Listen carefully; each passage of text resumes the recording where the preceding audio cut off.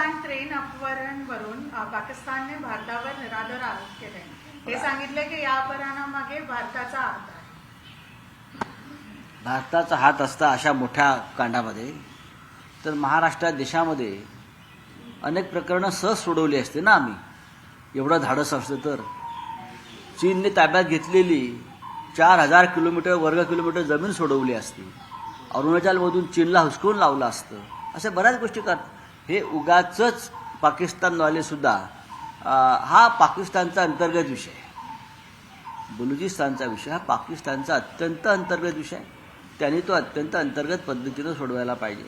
भारतामध्ये त्यांनी कोणाला खेचू नये. आज होळी आहे, वरळीमधील लाऊडस्पीकर काढून घेण्यात आले, मात्र दांडियाला परवानगी मिळते, होळीला परवानगी मिळत नाही. होळीला परवानगी मिळत नाहीये. त्यानंतर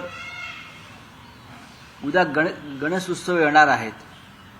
पीओपीच्या मूर्तींवरती बंदी आणलेली आहे. ज्या वर्षानुवर्ष ज्या आमच्या मूर्ती येत आहेत त्याच्यावरती बंदी आणलेली. हे कसलं हिंदुत्व आहे? वर्षातनं एकदा येणाऱ्या सणावर तुम्ही बंधनं आणताय.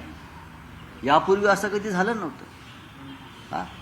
आमच्या राज्यामध्ये हिंदूंचे सण खुल्या वातावरणामध्ये होतील हे तुम्ही सांगत होतात ना. मग आता काय झालं?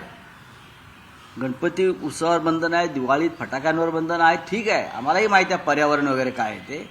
मग पर्यावरणाची इतकीच काळजी आहे तर गढूळ पाण्यामध्ये महाकुंभला लोकांना स्नान का करायला लावलं?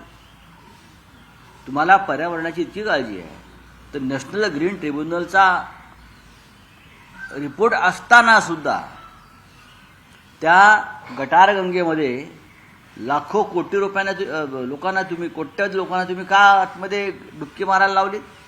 आणि महाराष्ट्रात तुम्ही आम्हाला पर्यावरणाच्या गोष्टी सांगता.